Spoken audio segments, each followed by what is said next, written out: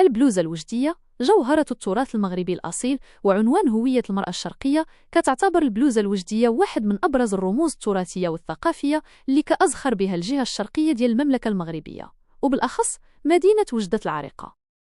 هي ماشي غير لباس تقليدي نسوي كلوحة فنية حية كتهضر على تاريخ عريق وكتجسد الإبداع ديال المرأة المغربية اللي قدرت عبر القرون تجمع بين الأصالة والجمال. جذور تاريخية وعمق ثقافي. الأصل ديال البلوزة الوجدية كيغوص في عمق تاريخ طويل ومتنوع، وفيه باين بزاف التأثير الأندلسي الموريسكي اللي استقر بالمنطقة من بعد الهجرات ديال الأندلسيين، وهو الشيء اللي كيوحي حتى في السمية القريبة من كلمة USA الإسبانية. زيد على ذلك حتى التواجد العثماني خلى بصماته الواضحة في فنون الزخرفة والتطريز. هذا التلاقح الحضاري هو اللي خرج لنا واحد اللباس فريد من نوعه، جامع بين رقي المشرق وأناقة الأندلس وعمق الهوية المغربية الأصيلة. فن صناعة البلوزة. دقة وإتقان البلوزة كتتميز بتصميمها المريح والأنيق، واللي كيزيد فخامة وقيمة هو الصدر. ديك القطعة الفنية المطرزة بعناية وبمهارة كبيرة بخيوط الصقلي، الذهبي أو الفضي، والمرصع بالأحجار الملونة، والعقيق والجوهر.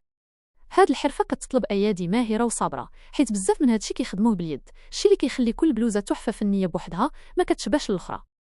المهرجان السنوي، إشعاع وتجديد في إطار الحفاظ على هذا الموروث الثقافي العريق. مدينة وجدة كتنظم بانتظام فعاليات مهرجان البلوزة الوجدية، وهو محطة مهمة بزاف لهدف إعطاء هذا اللباس إشعاع وطني وعالمي. المهرجان كيسعى باش يعرف بالبلوزة ويشجع المعلمين والمصممين باش يطوروها ويدخلوا عليها لمسات عصرية كتصاير الموضة والوقت، ولكن ديما بلا ما يضيعوا الجوهر والأصالة ديالها باش تسهل تسويقها وتعجب كل شيء. خاتمة، كتبقى البلوزة الوجدية حارسة أمينة لذاكرة المرأة الشرقية المغربية، ودليل حقيقي على بلي التراث ديالنا كيعرف يتجدد ويبقى حي. الاهتمام بهذا اللباس الفاخر وإبراز جماليته هو اعتزاز بجذورنا وثقافتنا اللي كيفتخر بها كل مغربي.